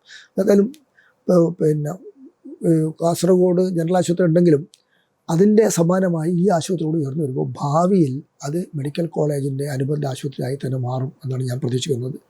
അങ്ങനെ പിന്നെ സർക്കാരിന് ചിന്തിക്കേണ്ടി വരും. കാരണം ആളുകൾക്കെല്ലാം അവിടെ എത്തിപ്പെടാൻ പറ്റില്ല. അപ്പോൾ ക്ലാസ്സും കാര്യങ്ങളെല്ലാം അവിടെ നടക്കും, മെഡിക്കൽ കോളേജ് അവിടെ നിൽക്കും. അങ്ങനെ ഉണ്ട് പല സ്ഥലത്തും. അതിൻ്റെ മറ്റൊരു പിന്നെ പെട്ടെന്ന് കാര്യങ്ങൾ നിർവഹിക്കാൻ പറ്റാത്ത നിലയിൽ അതേ സ്റ്റാഫിനും കാര്യങ്ങളൊക്കെ ഡോക്ടർമാരൊക്കെ വെച്ചിട്ടുണ്ടാവാം. ഭാവിയിൽ അങ്ങനെ സംഭവിക്കുമെന്നാണ് ഞാൻ കരുതുന്നത്. സ്റ്റാർട്ടപ്പ് മിഷൻ്റെ ഒരു IDC സബ്മിറ്റ് നമ്മുടെ മണ്ഡലത്തിൽ LBS കോളേജിൽ നടക്കുകയുണ്ടായി. അതിന് പിറകിൽ എങ്ങനെയായിരുന്നു അങ്ങനെ ഒരു ആശയം അല്ലെങ്കിൽ ഇവിടെ നടത്താനുള്ള ഒരു തയ്യാറെടുപ്പ് എങ്ങനെയായിരുന്നു? എന്തുകൊണ്ടാണ് അത് നമ്മുടെ മണ്ഡലത്തിലെ പ്രധാനപ്പെട്ട ഒരു കോളേജിനകത്ത് വന്നു ചേർന്നത്? IDCയുടെ പിന്നെ ഈ വർഷത്തെ സമ്മിറ്റ്, അതാണ് പറയുക സമ്മിറ്റ്, ഏകദേശം ആയിരക്കണക്കിന് എൻ്റർപ്രണർമാർ പങ്കെടുത്തുകൊണ്ട് ഓൺലൈൻ നടക്കുകയുണ്ടായി. അപ്പോൾ അതിൽ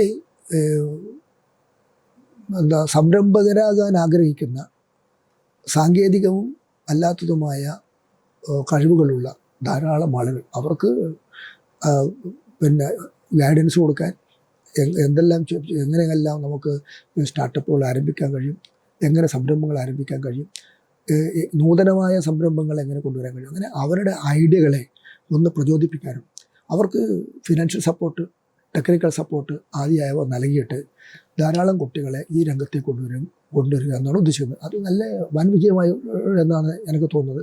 ഭാവി ആ കുട്ടികളിൽ പങ്കെടുത്ത പലരും വളരെ വിദഗ്ധന്മാരാണ്.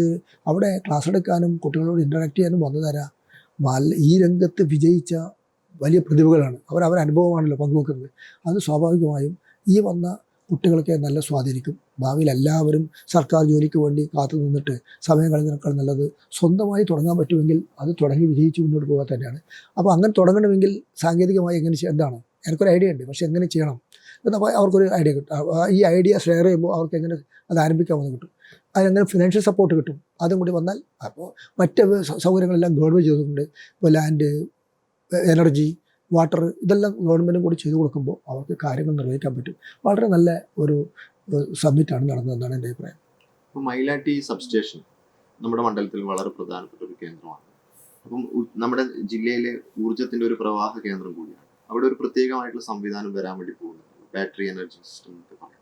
അപ്പം ബസ് വരുന്നതിൽ അതെങ്ങനെയാണ് മണ്ഡലത്തെ സ്വാധീനിക്കുക? ഇപ്പോൾ മണ്ഡലത്തിൽ ഇപ്പോൾ ഊർജ്ജ രംഗത്ത് ഒരുപാട് നേട്ടം നമ്മുടെ ജില്ല കൈവരിച്ചിട്ടുണ്ട്. പ്രത്യേകിച്ച് പ്രത്യേകമായിട്ടുള്ള ഈ പറഞ്ഞ പോലെയുള്ള ട്രാൻസ്മിഷൻ ലൈനുകൾ വന്നിട്ടുണ്ട്. അല്ലെങ്കിൽ ഊർജ്ജരംഗം പിന്നെ ശക്തിപ്പെടുത്തുന്നത് വ്യവസായത്തെ എങ്ങനെയാണ് പിന്നെ ശാക്തീകരിക്കുക? ഇപ്പോൾ വൈദ്യുതി രംഗത്ത്, ഊർജ്ജ രംഗത്ത് നമ്മുടെ ജില്ല മറ്റ് ജില്ലകളെ അപേക്ഷിച്ച് അല്പം പിറകിൽ തന്നെയാണ്. ഇപ്പോൾ നമുക്ക് മൈലാട്ടിയാണ് നമ്മുടെ വടക്കൻ മേഖലകളിലേക്ക് പോകുന്നത്. അതുപോലെ തന്നെ കുബനൂരാണ് മറ്റൊരു സ്റ്റേഷൻ. മൈലാട്ടിയിലെ സ്റ്റോറേജ് ആവശ്യത്തിന് മധ്യ പോരാ. പഴയ ലൈനൊക്കെ ആയതുകൊണ്ട് അതിൻ്റെതായ പോരായ്മയുള്ളൂ. അതിനെ പരിഹരിക്കാൻ വേണ്ടിയിട്ട് ഇത്തവണ നല്ലൊരു ഇടപെടൽ നടത്തി സർക്കാർ നല്ല തോതിൽ ഇടപെട്ടിട്ടുണ്ട്. കിഴക്കൻ മേഖലയിൽ ഉണ്ടാകുന്ന ഈ വൈദ്യുതി ഷോർട്ടേജ് പരിഹരിക്കാൻ വേണ്ടിയിട്ടാണ് കുറ്റിക്കോൾ സബ്സ്റ്റേഷൻ ആരംഭിച്ചത്. അത് മൈലാട്ടിയിൽ അതിൻ്റെ പ്രവർത്തനം അന്തിമഘട്ടത്തിലാണ്. ഒരു മാസം കൊണ്ട് അത് കമ്മീഷൻ ചെയ്യാൻ പറ്റും. അതോടുകൂടി ഈ കുറ്റിക്കോൾ സബ്സ്റ്റേഷൻ കൂടി വരുന്നതോട് കൂടിയിട്ട് നമ്മുടെ സ്റ്റോറേജ് കുറേ കൂടി വർദ്ധിക്കും. അതിന് പുറമെയാണ് ഈ ഉടുപ്പി കരിന്തളം 400 മെഗാവാട്ടിൻ്റെ ഒരു പിന്നെ ലൈൻ വരുന്നത്. ആ ലൈൻ ഇപ്പോൾ പിന്നെ യാഥാർത്ഥ്യമാകാൻ പോകുന്നു. അത് കൃഷിക്കാരുടെ ഭൂമി നഷ്ടപ്പെടുന്നതിൻ്റെ കോമ്പൻസേഷനുമായി ബന്ധപ്പെട്ട വിഷയങ്ങളിൽ ചർച്ച ചെയ്ത് പരിഹരിച്ച് ഗവൺമെൻറ് ഉത്തരവിറക്കി കഴിഞ്ഞു. ഇപ്പോൾ അതിൻ്റെ പണി കൂടി പൂർത്തിയാകുമ്പോൾ നമുക്ക് 400 മെഗാവാട്ട് വൈദ്യുതി ഇങ്ങോട്ട് വന്നു കഴിഞ്ഞാൽ കാസർഗോഡ് ജില്ലയുടെ ശാശ്വതമായി വൈദ്യുതി രംഗത്തുണ്ടാകുന്ന പ്രതിസന്ധിക്ക് പരിഹാരമാകും. മറ്റൊരു പ്രത്യേകത, കഴിഞ്ഞ 10 കൊല്ലക്കാലമായി ലോഡ് ഷെഡിങ്ങോ പവർ കട്ടോ ഇല്ല. ഇടതടവില്ലാത്ത വൈദ്യുതി നമുക്ക് ലഭ്യമായി എന്നതാണ് LDF ഗവൺമെൻറ് നൽകിയ ഏറ്റവും പ്രധാനപ്പെട്ട ജനസേവനത്തിലൊന്ന്. അത് നമുക്ക് തോന്നുന്നത് ഇങ്ങനെ നമുക്ക് നിസ്സാരമായിട്ട് വന്നാൽ മുമ്പല്ല നമുക്ക് പവർ കട്ടും ലോഡ് ഷെഡിങ്ങും ഭയങ്കര ബുദ്ധിമുട്ടാണ്. അല്ലെങ്കിൽ വെളിച്ചമില്ലായ്മ അഥവാ പിന്നെ മിന്നുന്ന ബൾബ് ഒക്കെ ആയിരുന്നെങ്കിൽ ഇന്ന് നല്ല നിലയിൽ നമുക്ക് വൈദ്യുതി ഉണ്ട്. പക്ഷേ അത് ശാശ്വതമാക്കുന്നതിന് വേണ്ടിയാണ് ഈ പദ്ധതികളെല്ലാം ഇപ്പോൾ ആവിഷ്കരിച്ചത്. അപ്പോൾ അതോട് കൂടിയിട്ട് നമുക്ക് വൈദ്യുതി രംഗത്തെ വലിയ ഒരു കുതിപ്പുണ്ടാക്കാൻ കഴിയും.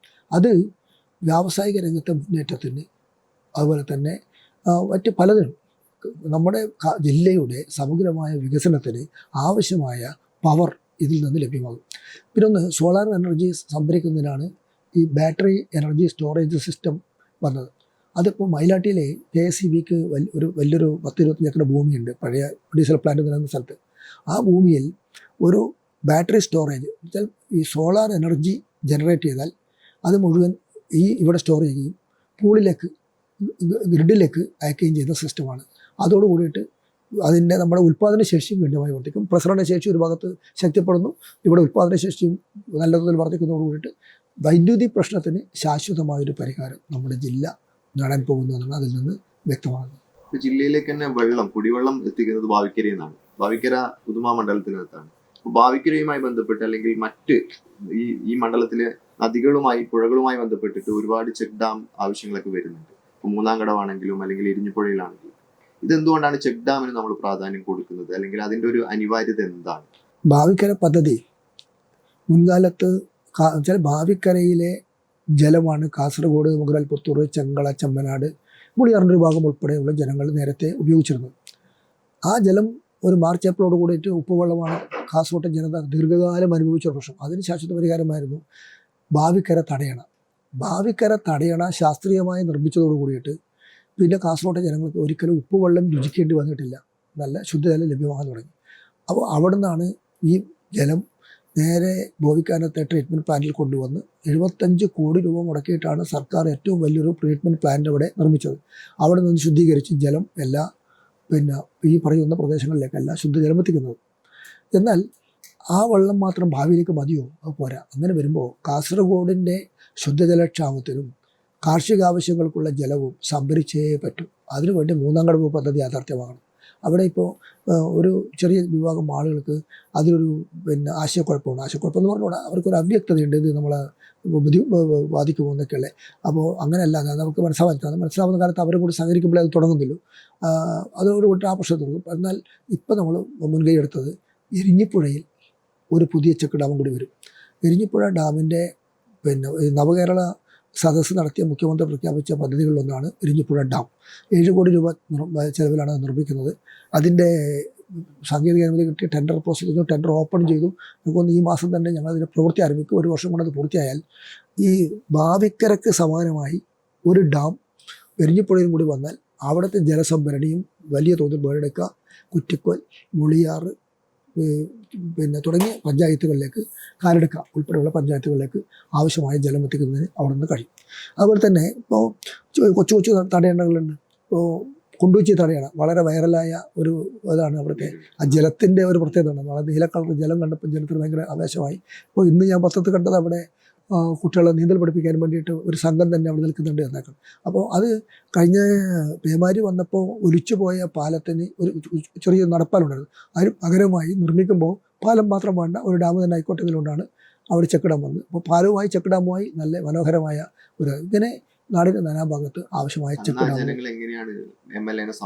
അത് ഉടനെ അത് ഈ പാലം വന്നപ്പോൾ തന്നെ അവിടുത്തെ ജനപ്രതിനിധികളും നേതാക്കന്മാരും എല്ലാവരും വന്ന് ഉടനെ അത് വേണമെന്ന് കാസർഗോഡ് വികസന പാക്കേജിൽ അപ്പം തന്നെ ഉൾപ്പെടുത്തിയിട്ട് അതിൻ്റെ ബാക്കി എല്ലാ സാങ്കേതികമായ കാര്യങ്ങളും പൂർത്തീകരിച്ച് നടപടി ആരംഭിച്ച് പൂർത്തീകരിച്ചു. ഇപ്പോൾ പണി പൂർത്തീകരിച്ചു, ഉദ്ഘാടനം ചെയ്യുമ്പോൾ അടുത്ത് ഈ മാസം അവസാനം 14-ലാണ് ഉള്ളത്. അപ്പോൾ അത് ഇനിയും കുറേ. അപ്പോൾ അടുത്തത് പഴശ്ശിനിപ്പുഴക്ക് തന്നെ നമ്മൾ പള്ളങ്കോട് ഒരു ചെക്ക് ഡാം, അതിൻ്റെ ഫീസിബിലിറ്റി സ്റ്റഡി നടന്നു. അത് അടുത്ത ഘട്ടം അതുകൂടി വരും. തുടർഭരണത്തിൻ്റെ ഒരു ഡിസ്കഷൻ പൊതുവിൽ നടക്കുന്നുണ്ടല്ലോ. മുഖ്യമന്ത്രി ആണെങ്കിലും മിഷൻ 110 അനൗൺസ് ചെയ്ത് കഴിഞ്ഞിരിക്കുന്നു. എത്രത്തോളം ആത്മവിശ്വാസം ഉണ്ട് ഉദുമ മണ്ഡലത്തിനകത്ത്? ഉദുമ മണ്ഡലം LDFൻ്റെ ശക്തി കേന്ദ്രമാണ്. അവിടെ ഉദുമ മണ്ഡലം LDF നല്ല ഭൂരിപക്ഷത്തിൽ വിജയിക്കും. കേരളത്തിൽ LDFൻ്റെ തുടർ ഗവൺമെൻറ് ഉണ്ടാവും. അതിന് കാരണം വെച്ചാൽ ഒന്ന്, ഇതുപോലെ സമാനതകളില്ലാത്ത വികസന പ്രവർത്തനം നടന്നൊരു കാലമില്ല. ക്ഷേമപ്രവർത്തനങ്ങളും വികസന പ്രവർത്തനങ്ങളും ഏതെങ്കിലും ഒരു ക്രൈസിസ് വരുമ്പോൾ ആ ക്രൈസിസ് മാനേജ്മെൻറ്റ് നടത്തുന്നതിലുള്ള ഗവൺമെൻറ്റിൻ്റെ നിശ്ചയദാർഢ്യത്തോടുള്ള പ്രവർത്തനം എല്ലാം കൂടി വന്നപ്പോൾ ആരാണ് ഓൾട്ടർനേറ്റീവ് എന്ന ചോദ്യം ജനങ്ങളുടെ മുന്നിലുണ്ട്. LDF തന്നെയാണ്. കേരളത്തിൻ്റെ വികാസത്തിന് LDFന് മാത്രമേ കഴിയൂ എന്ന് കാലം തെളിയിച്ചതുകൊണ്ട് ജനങ്ങൾ LDFനോട് നിൽക്കും. ഇനി രാഷ്ട്രീയ നിലപാടെടുത്താലോ, മതനിരപേക്ഷത കാത്തുസൂക്ഷിക്കുന്ന കാര്യത്തിൽ, ഫെഡറലിസം സംരക്ഷിക്കുന്ന കാര്യത്തിൽ, ജനാധിപത്യം സംരക്ഷിക്കുന്ന കാര്യത്തിൽ, ഭരണഘടന സംരക്ഷിക്കുന്ന കാര്യത്തിലെല്ലാം ശരിയായ നിലപാടെടുക്കുന്നത് ഇടതുപക്ഷമാണ് എന്ന് ജനത്തറിയാം. പിന്നെ ആളുകൾ തെറ്റിദ്ധരിപ്പിക്കാൻ ശ്രമിക്കും. അതൊക്കെ എൽക്കാലത്തും ജനങ്ങൾ തെറ്റിദ്ധാരണകളൊന്നും വീഴില്ല. ചിലപ്പോൾ ചില കാര്യങ്ങളിൽ ചില തെറ്റിദ്ധാരണകൾ പരന്നാലും എക്കാലത്തും അതുണ്ടാവില്ല. കേരളത്തിൽ LDFൻ്റെ തുടർ ഗവൺമെൻറ് ഉണ്ടാകുമെന്ന കാര്യത്തിൽ ഒരു തർക്കമില്ല. ഭരണപക്ഷത്തെ അങ്ങിങ്ങനെ വിലയിരുത്തുമ്പോഴും എങ്ങനെയാണ് പ്രതിപക്ഷത്തെ വിലയിരുത്തുന്നത്? ഒരു ആരോഗ്യകരമായ പ്രതിപക്ഷം മുന്നോട്ട് പോയിട്ടുണ്ടോ? അതിനെങ്ങനെയാണ് വിലയിരുത്തുന്നത്? പ്രതിപക്ഷം ക്രിയാത്മക പ്രതിപക്ഷമാകണമെന്നല്ലേ. ക്രിയാത്മക പ്രതിപക്ഷം ആയില്ല എന്ന് മാത്രമല്ല, അന്ധമായ ഇടതുപക്ഷ വിരോധവും മാർക്സിസ്റ്റ് വിരോധവും കൊണ്ടു നടക്കുന്നത് കൊണ്ട് വർഗീയതയുമായി സമരസപ്പെട്ടു പോകുന്നതാണ് ഇപ്പോൾ കാണുന്ന പ്രതിപക്ഷം. അത് അവർ ആപത്തിലേക്ക് പോകും. ഒരു ഗുണം അവർക്ക് ചെയ്യില്ല. അവരിപ്പോൾ തദ്ദേശഭരണ സ്ഥാപനങ്ങൾ ജയിച്ചു. എങ്ങനെ ജയിച്ചത്? വർഗീയതയെ പുഴുകിയിട്ടാണ്. അങ്ങനെ അവർ ഇഴുകിച്ചേർത്തിട്ടാണ്. അങ്ങനെ വർഗീയതയുമായി സന്ധി ചെയ്തിട്ട് ജയിച്ചാൽ എത്ര കാലം കൊണ്ടു നടക്കാൻ കഴിയുന്ന അവർക്ക് അനുഭവത്തിൽ നിന്ന് പഠിക്കും. കുറേ കാലം ഉണ്ടാവില്ല. ഇപ്പോൾ കഴിഞ്ഞ 10 കൊല്ലക്കാലമായി ഒരു വർഗീയ കലാപം പോലും ഇല്ലാത്ത ഒരു നാടാണ് കേരളം. ഒറ്റ കേസില്ലല്ലോ വർഗീയ സംഘർഷത്തിൻ്റെ. ഇതിനു മുമ്പ് അങ്ങനെ ആയിരുന്നു. ഇനിയിപ്പോൾ UDF വന്നാൽ ഇതെല്ലാം വീണ്ടും വരും. അത് വരാതിരിക്കണമെങ്കിൽ ജനം ആഗ്രഹിക്കുന്നത് UDF അല്ല, LDF തന്നെയാണ്. പ്രതിപക്ഷത്തിൻ്റെ നിലപാട് കേരളത്തെ അനുയോജ്യമല്ല. കേരളത്തെ അവർ കാണുന്നില്ല. കേരളത്തിൻ്റെ നേട്ടത്തെ ഞാൻ ചോദിക്കട്ടെ, ഈ നേട്ടം നമുക്ക് എല്ലാവർക്കും അവകാശപ്പെട്ടതല്ലേ? എന്തെങ്കിലും ഒരു നേട്ടമുണ്ടായെങ്കിൽ പൊതുവായി കേരളം നേടിയ നേട്ടം അതെങ്കിലും ഒരു വിഭാഗം LDFകാർക്ക് മാത്രം, മറ്റാർക്കും ഇല്ല എന്നാണോ? എല്ലാവർക്കും വിദ്യാഭ്യാസം എല്ലാവർക്കും കിട്ടിയില്ലേ? എല്ലാവർക്കും ആരോഗ്യം എല്ലാവർക്കും ഉള്ളതല്ലേ? റോഡ് വന്നപ്പോൾ എല്ലാവർക്കും ഉള്ളതല്ലേ? പാലം വന്നപ്പോൾ എല്ലാവർക്കും ഉള്ളതല്ലേ?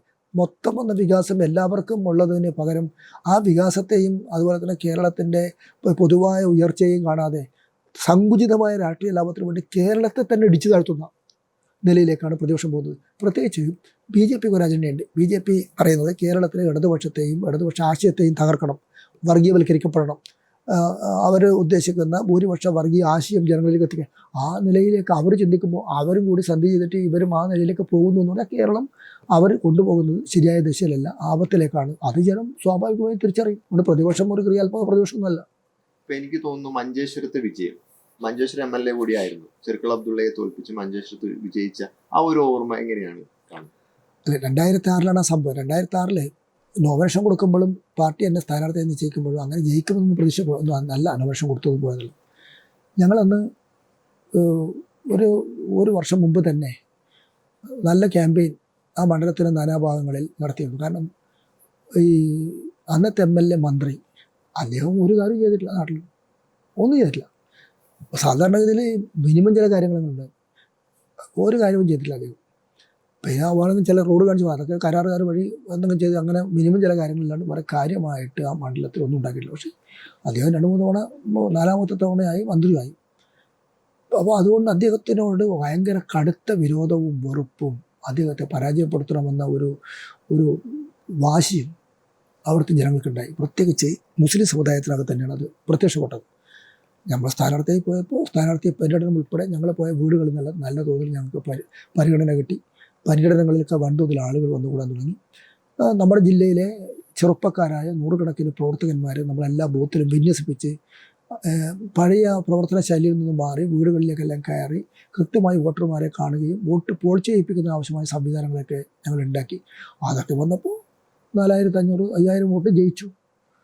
മന്ത്രിയായിരുന്ന ആൾ 3ാം സ്ഥാനത്തേക്ക് തള്ളപ്പെട്ടു. അതൊരു ചരിത്ര വിജയമാണ്. അതിൻ്റെ എൻ്റെ വ്യക്തിപരമായ എന്തെങ്കിലും ഒരു പ്രഭാവം കൊണ്ട് നേടിയെന്ന് ഞാൻ കാണുന്നില്ല. പുതിയ കാലത്തെ ഇലക്ഷൻ സ്ട്രാറ്റജി, അപ്പം അന്ന് അങ്ങനെ ജയിക്കാൻ പറ്റി, അല്ലെങ്കിൽ കഴിഞ്ഞ കാലത്തെ ഇലക്ഷൻ സ്ട്രാറ്റജി അല്ലെങ്കിൽ അന്നത്തെ സംഘടനാ പ്രവർത്തനം, തെരഞ്ഞെടുപ്പ് പ്രവർത്തനം അത് പൂർണ്ണാർത്ഥത്തിൽ മാറി തുടങ്ങിയിട്ടുണ്ട്. ജെൻസി അടക്കമുള്ള പുതിയ പ്രചരണ മാർഗങ്ങളൊക്കെ വന്നിട്ടുണ്ട്. ഈ മാറ്റത്തെ എങ്ങനെയാണ് MLA എന്നുള്ള രീതി നോക്കിക്കാണുന്നത്?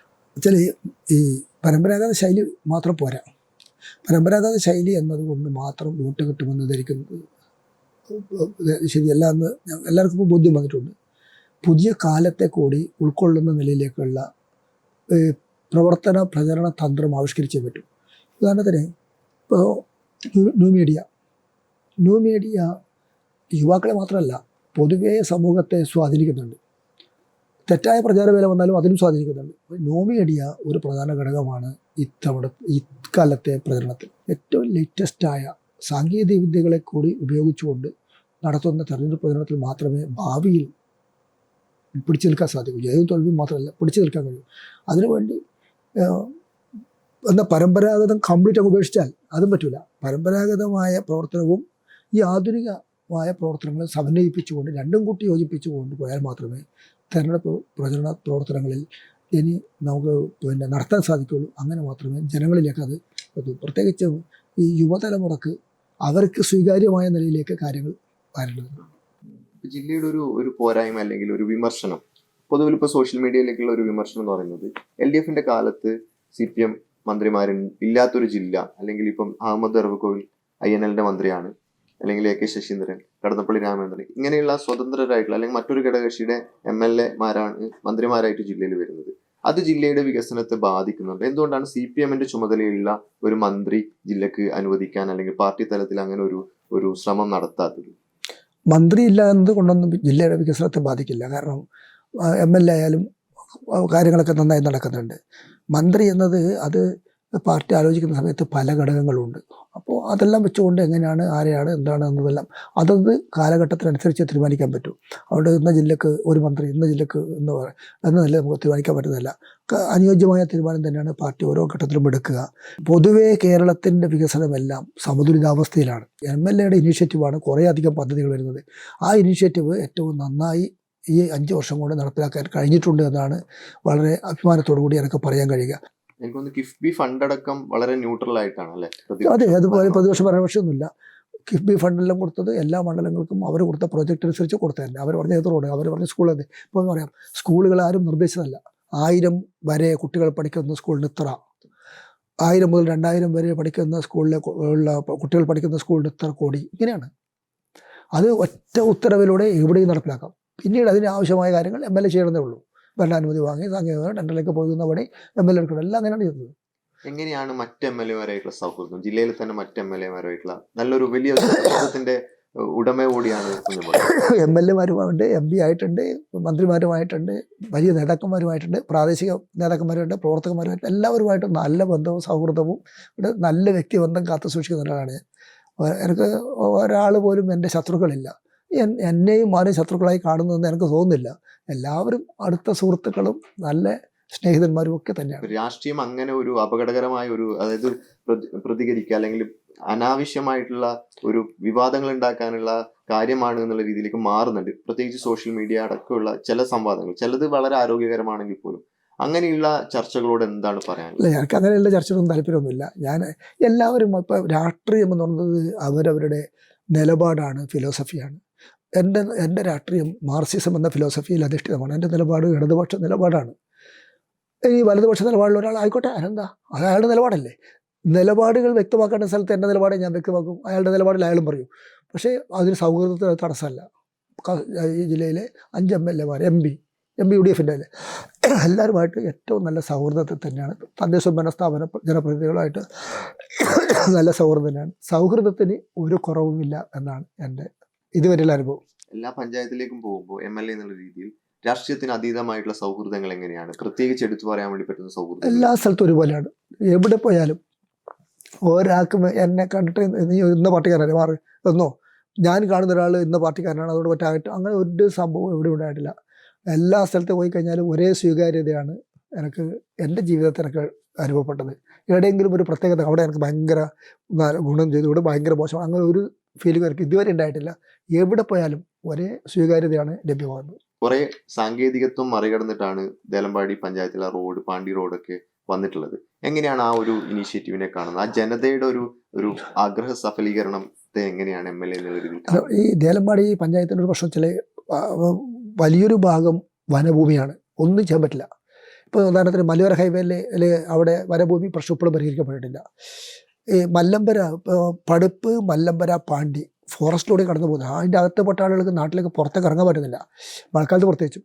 അവിടെ റോഡ് അവരെ ദീർഘകാലത്ത് ആവശ്യമാണ്. അപ്പോൾ ഫോറസ്റ്റിൻ്റെ അനുമതി വാങ്ങാൻ അത്ര എളുപ്പമല്ല. ഫോറസ്റ്റിൻ്റെ ഒരു അനുമതി വാങ്ങുക എന്ന് പറഞ്ഞാൽ ദീർഘകാലത്തെ പ്രോസസ്സാണ്. ആ അനുമതി വാങ്ങിയെടുത്ത് ആ റോഡ് ഇപ്പോൾ കോൺക്രീറ്റ് ചെയ്ത് കൊടുത്തപ്പോൾ ആ നാട്ടിലെ ജനങ്ങൾക്ക് ഭയങ്കര സൗകര്യമായി. ബന്ദരക്ക, ചാമക്കൊച്ചി, അടൂർ റോഡ് അത് കുറച്ച് ഭാഗം ഫോറസ്റ്റും കുറച്ച് ഭാഗം ഫോറസ്റ്റ് അല്ലാത്തതുമാണ്. അവിടെ അത് യാഥാർത്ഥ്യമാക്കി. അതുപോലെ തന്നെ ഇപ്പോൾ മലയോര ഹൈവേ ഇപ്പോൾ അതിൻ്റെ സാങ്കേതിക അനുമതിയെല്ലാം ഇപ്പോൾ കിട്ടും. ഫോറസ്റ്റ് അനുമതിയെല്ലാം കിട്ടിക്കഴിഞ്ഞാൽ അതും കൂടി പൂർത്തിയാകും. അപ്പം അങ്ങനെ ദേലമ്പാടി പഞ്ചായത്തിലുള്ള ഒരു വലിയ ബുദ്ധിമുട്ടെന്ന് പറയുന്നത് അവിടെ സിംഹഭാഗവും ഫോറസ്റ്റാണ്. അതുകൊണ്ട് ആ ഫോറസ്റ്റിൻ്റെ അനുമതിക്ക് വേണ്ടിയിട്ടാണ് പല കാര്യങ്ങളും തടസ്സമാകുന്നത്. എന്നാൽ അവിടുത്തെ ഹൈസ്കൂൾ ആവട്ടെ, ആശുപത്രി ആവട്ടെ, അതിൽ ആശുപത്രി ഒന്നാം തരം കെട്ടിടമായി, ഹൈസ്കൂളിന് 2 ഹൈസ്കൂളിനും ആവശ്യമായ കെട്ടിടങ്ങളും സൗകര്യങ്ങളും കൊടുത്തു. അപ്പോൾ ആ നിലയിൽ എല്ലാം വളരെ പിന്നോക്കം നിൽക്കുന്ന എന്ന് നമുക്ക് തോന്നുന്ന ഒരു പ്രദേശമാണ് ദേലമ്പാടി. അത് ഈ കാരണത്താലാണ്. അവിടെയും നല്ല നിലയിൽ വികസനം വന്നിട്ടുണ്ട്. എനിക്കൊന്ന് KSRTC ലാഭത്തിൽ ഓടുന്നത് ഈ ഗവൺമെന്റിന്റെ വലിയ നേട്ടമായിട്ട് പറയുന്നുണ്ടല്ലോ. ഇപ്പൊ KSRTCയുടെ സംസ്ഥാനം ഇപ്പം അന്യ സംസ്ഥാനങ്ങളിലേക്ക് സുള്ളിയ വഴി അല്ലെങ്കിൽ സുള്ളിയയിലേക്കുള്ള പിന്നെ KSRTC ബസ്സൊക്കെ അനുവദിക്കുന്നുണ്ടായിരുന്നു. അതെങ്ങനെയാണ് ആ ഒരു പ്രോസസ്സ് എങ്ങനെയായിരുന്നു? അത് ഈ ഞാനവിടെ ഒരു അതിർത്തി കന്നഡക്കാരുടെ ഒരു സമ്മേളനത്തിൽ പങ്കെടുത്തു, ഗഡിനാടു കന്നഡ. ഈ ഗഡിനാടു കന്നഡ സമ്മേളനത്തിൽ അവരെന്നെ പറഞ്ഞു നിങ്ങളെ സുള്ളിയത്തേക്ക് ഒരു ബസ് ഇടണം എന്ന് പറഞ്ഞ് നിവേദനം തന്നു. പിന്നീട് അവിടുത്തെ പാർട്ടി പ്രവർത്തകന്മാരും ഒരു നിവേദനമൊക്കെ തന്നപ്പോൾ അതിലൊരു എനിക്ക് തോന്നി, കാരണം ആ റോഡ് ഈ തെക്കിലാലട്ടി കഴിഞ്ഞ് ആലട്ടി ടു സുള്ളിയ നല്ല റോഡ്, മനോഹരമായ റോഡാണ്. ധാരാളം ആളുകൾ പോകുന്നതിന് ഇപ്പോൾ ഒരു പ്രൈവറ്റ് ബസ് മാത്രമേ ഉള്ളൂ. അപ്പോൾ ബന്ദർക്കയിൽ നിന്ന് പഠിക്കാൻ ഉൾപ്പെടെ കുട്ടികൾ ഉൾപ്പെടെയുള്ള ആളുകൾ വാണിജ്യാഭിവൃദ്ധി ആവശ്യത്തിന്, ആശുപത്രി ആവശ്യത്തിനൊക്കെ പോകുന്ന സ്ഥലമായതുകൊണ്ട് ഇതൊരു ശരിയായ പ്രപ്പോസലാണെന്ന് എനിക്ക് തോന്നി. അതിൻ്റെ അടിസ്ഥാനത്തിൽ മന്ത്രിയെ കണ്ട് ഈ ഒരു ഇൻ്റർസ്റ്റേറ്റ് ബസ് അനുവദിക്കണമെന്ന് അദ്ദേഹം പെട്ടെന്ന് തന്നെ ആ ബസ് അനുവദിച്ചു. അതിൻ്റെ അടിസ്ഥാനത്തിൽ കാഞ്ഞങ്ങാട് കുറ്റിക്കോൽ വഴി തെക്കിലാലട്ടി റോഡിലെ സുള്ളിലേക്ക് പോകുന്ന ബസ് യാഥാർത്ഥ്യമായി. ആ ബസ് ഓടി ജനങ്ങൾക്ക് ഭയങ്കര സന്തോഷമായി. ഇപ്പോൾ ആ ബസ് ഓടിക്കൊണ്ടിരിക്കുകയാണ്. നേരത്തെ ഈ അടൂരിൽ മുള്ളേരിയ കുമ്പള മംഗലാപുരം ഒരു ബസ് ഉണ്ടായിരുന്നു. ആ ബസ് കോവിഡ് കാലത്ത് നിന്നു. പിന്നീട് പല കാരണത്താലും ആ ബസ് പുനഃസ്ഥാപിക്കാൻ കഴിഞ്ഞില്ല. എന്നാൽ സർക്കാരിൻ്റെ ഒരു ശക്തമായ തീരുമാനത്തിൻ്റെ അടിസ്ഥാനത്തിൽ ആ ബസ് പുനഃസ്ഥാപിക്കണമെന്ന് തീരുമാനിച്ചു. അപ്പോൾ അവർ ചില തടസ്സങ്ങൾ പറഞ്ഞത് അവിടെ താമസിക്കാൻ സ്ഥലം കിട്ടുന്നില്ല, ഡ്രൈവർമാർക്ക് ജോലി ചെയ്യാൻ പറ്റുന്നില്ല, അതൊക്കെ അതെല്ലാം പരിഹരിച്ചു കൊടുത്തു. താമസിക്കാൻ മുറിയെല്ലാക്കി കൊടുത്ത് എല്ലാം റെഡിയാക്കിയതിന് ശേഷം നിലച്ചു പോയ നിന്നു പോയ അടൂർ മുള്ളേരിയ കുമ്പള മംഗലാപുരം ബസ് പുനഃസ്ഥാപിച്ചു. അതും ഇപ്പോൾ ഓടുന്നുണ്ട്. രണ്ടും ലാഭകരമായിട്ട് ഓടുന്നുണ്ട്. KSRTC പൊതുവെ നല്ല ലാഭകരമായി ഓടുന്ന ഒരു നിലയിലേക്ക് വളർന്നു വന്നിട്ടുണ്ട്. ഇപ്പം നമ്മുടെ മണ്ഡലത്തിൽ വളരെ പ്രധാന ടൂറിസം ഡെസ്റ്റിനേഷൻസ് ഉണ്ട്. ഭാവിക്കര ടൂറിസം എനിക്ക് തോന്നുന്നു അതിന്റെ പ്രപ്പോസലൊക്കെ ഏകദേശം അംഗീകരിച്ചെങ്കിലും അത് പ്രാബല്യത്തിൽ വന്നിട്ടില്ല. അതിന്റെ ഒരു പ്രധാനപ്പെട്ട തടസ്സം എന്താണ്? അത് ഈ ഭാവിക്കര ടൂറിസത്തിന് ബഡ്ജറ്റ് തന്നെ 5 കോടി വെച്ചതാണ്. എല്ലാം റെഡിയായി. ASTS ടെൻഡർ ഒടിച്ച് വർക്കിന് പോകുമ്പോഴാണ് സ്റ്റോപ്പ് മെമ്മോ വരുന്നത്. ഇത് CRZ ബാധകമാണ്, ഈ സ്ഥലത്ത് കെട്ടാൻ പാടില്ലാന്ന്, നിർമ്മിക്കാൻ പാടില്ലാന്ന്. അപ്പോൾ അവിടെ CRZ ബാധകമാണെന്ന് അതുവരെ ഒരു ഉദ്യോഗസ്ഥന്മാർ ആരും ഞങ്ങളോട് പറഞ്ഞിരുന്നില്ല. ഇതൊക്കെ തയ്യാറാക്കിയ ടൂറിസം മേഖലയിലെ ഉദ്യോഗസ്ഥന്മാർക്ക് അതിനെക്കുറിച്ച് ധാരണയുണ്ടായിരുന്നില്ല. കാരണം പുഴ അത്ര അതാണല്ലോ. അപ്പോൾ പിന്നെ നോക്കുമ്പോൾ ഈ ഡാമിൻ്റെ തൊട്ടടുത്ത് നിൽക്കുന്ന ഈ സ്ഥലം അവരുടെ സാറ്റലൈറ്റ് സർവേ പ്രകാരം അത് ഹൈലി സെൻസിബിളായ ഒരു പ്രദേശമാണ്. വെള്ളപ്പൊക്കത്തിന് സാധ്യതയൊക്കെ ഉണ്ട്. അതുകൊണ്ട് അവിടെ CRZ ബാധകമാണ്. അപ്പോൾ CRZ ബാധകമാകുമ്പോൾ പിന്നെ CRZ അനുമതി വേണം. CRZ എന്ന് പറഞ്ഞാൽ കോസ്റ്റൽ റെഗുലേഷൻ സോണാണ്. അപ്പോൾ അതിൻ്റെ അനുമതിക്ക് വേണ്ടി കൊടുത്തപ്പോൾ അതിന് ഫീസ് അടക്കണം. അത് ചെയ്തു. അനുമതിയുമായി ബന്ധപ്പെട്ട് അപ്പോൾ അവർ ചില ലൊക്കേഷനൊക്കെ മാറ്റാൻ പറഞ്ഞിട്ടുണ്ട്.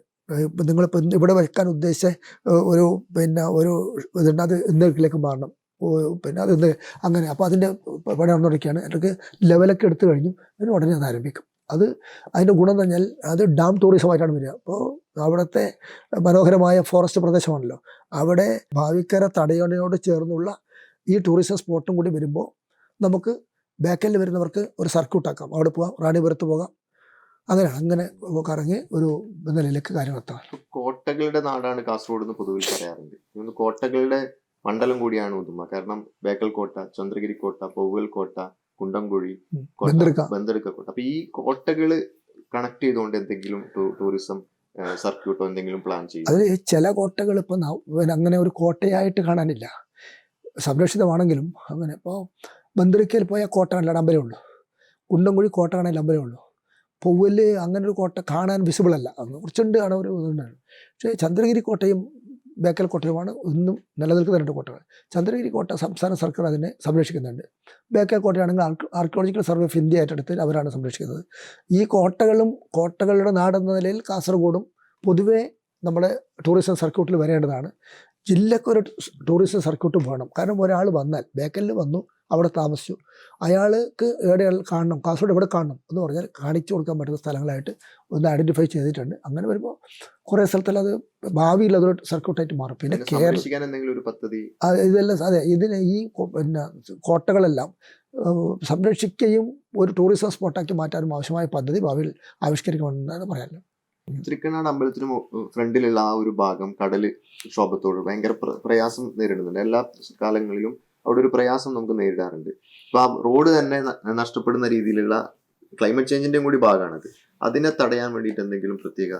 നമ്മുടെ ജില്ലയിൽ കടലാക്രമണ പ്രദേശം ഈ ജില്ലേൻ്റെ ഒരു അതിർത്തി മുതൽ മറ്റേ അതിർത്തി വരെ വിവിധ സ്ഥലങ്ങളിൽ നടക്കുന്നുണ്ട്. അത് മൊത്തത്തിൽ ഈ കടലാക്രമണ പ്രദേശങ്ങൾ കടലാക്രമിക്കുമ്പോൾ മാത്രമെന്ന് പറഞ്ഞാൽ പോരാ.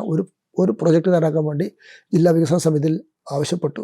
ഒരു പ്രോജക്റ്റ് അവർ തയ്യാറാക്കുന്നുണ്ട്. വലിയൊരു തുക വേണ്ടി വരും. അത് ഏതെങ്കിലും തരത്തിൽ സമാഹരിച്ചെടുത്ത് ഈ തൃക്കണ്ണാട് അമ്പലത്തിൻ്റെ മുമ്പിൽ ഇപ്പോൾ റോഡ് വരെ കടലാക്രമണം നടന്ന് തകർന്ന പ്രദേശം ഉൾപ്പെടെ സംരക്ഷിക്കപ്പെടണം. ആ നിലയിൽ കടലാക്രമണം നേരിടുന്ന പ്രദേശത്ത് കടൽ ഭിത്തി നിർമ്മിക്കുകയും പ്രതിരോധ പ്രവർത്തനം നടത്തുകയും ചെയ്യുന്നതിനുള്ള പദ്ധതി തയ്യാറാക്കി വരുന്നുണ്ട്. ഏതായാലും ഇപ്പം നിയമസഭാ ഇലക്ഷന്റെ ചർച്ചകൾ വളരെ സജീവമാണ്. എങ്ങനെയാണ് ഇലക്ഷനെ നേരിടാൻ വേണ്ടിയിട്ട് തയ്യാറെടുക്കുന്നത്? CPM എന്നുള്ള രീതിയിൽ, പാർട്ടി എന്നുള്ള രീതിയിലും ഘടകകക്ഷികളുടെ സാന്നിധ്യമാണെങ്കിലും LDF എന്നുള്ള രീതിയിൽ എങ്ങനെയാണ്, എന്തൊക്കെ തയ്യാറെടുപ്പുകളാണ് പുതിയ ജനസിയെ അടക്കം അവരെ അടക്കം അട്രാക്ട് ചെയ്യാൻ എന്തൊക്കെയാണ് തയ്യാറെടുക്കുന്നത്? തെരഞ്ഞെടുപ്പിനെ നേരിടാൻ സംഘടനാപരമായ എല്ലാ തയ്യാറെടുപ്പും LDF നടത്തിക്കൊണ്ടിരിക്കുന്നത്. അതാണ് മിഷൻ 110. ഈ മിഷൻ 110 വേണ്ടിയുള്ള സംഘടനാ പ്രവർത്തനം ആണ്. വികസന പ്രവർത്തനങ്ങളും കാര്യങ്ങളൊക്കെ നേരത്തെ പറഞ്ഞല്ലോ. സംഘടനാ പ്രവർത്തനം എന്ന് പറയുമ്പോൾ ബൂത്ത് കമ്മിറ്റികൾ രൂപീകരിച്ച് വരുന്നുണ്ട്. മണ്ഡലം കമ്മിറ്റികളെല്ലാം രൂപീകരിച്ച് കഴിഞ്ഞു. ഒരു ആഴ്ചക്കുള്ളിൽ എല്ലാ സംഘടനാ സംവിധാനങ്ങളും ശക്തിപ്പെടും. ഈ മാസാവസാനത്തോടു കൂടി സ്ഥാനാർത്ഥി ആരാണെന്ന് പ്രഖ്യാപിക്കപ്പെടും. ഇപ്പോൾ തന്നെ സംഘടനാപരമായ തയ്യാറെടുപ്പ് നടത്തുകയും വോട്ട് ചേർക്കൽ ഉൾപ്പെടെയുള്ള പ്രവർത്തനങ്ങൾ നടത്തുകയും ചെയ്യുന്നുണ്ട്. ചെറുപ്പക്കാരായ പുതിയ ജൻസി ടീമിനടക്കം സ്വീകാര്യനായിട്ടുള്ളതും അവരെ കൂടി ഉൾക്കൊള്ളുന്നതുമായ സ്ഥാനാർത്ഥികളായിരിക്കും മിക്കവാറും കേരളത്തിൽ അങ്ങോളം ഇങ്ങോളം വരിക. എല്ലാവരെയും ചേർത്ത് പിടിച്ച് നമുക്ക് ഇടതുപക്ഷത്തിന് വീണ്ടും അധികാരത്തിൽ വരാൻ ആവശ്യമായ നിലയിലേക്കുള്ള എല്ലാ സംവിധാനങ്ങളും CPM-ഉം LDF-ഉം ഇപ്പോൾ തന്നെ നടത്തുന്നുണ്ട്. പുതുമയിൽ വീണ്ടും 2ാം ടേമിൽ കുഞ്ഞമ്പോട്ടിനെ പ്രതീക്ഷിക്കാൻ പറ്റുമോ? അത് പാർട്ടി തീരുമാനിക്കട്ടെ. ആരാണ് വേണ്ടത് എന്നെല്ലാം അനുയോജ്യമായ തീരുമാനം പാർട്ടി എടുക്കും. LDF-ന്റെ വിജയം സുനിശ്ചിതമാണ്. ആരായാലും. എല്ലാവിധ ആശംസകളും. Thank you very much.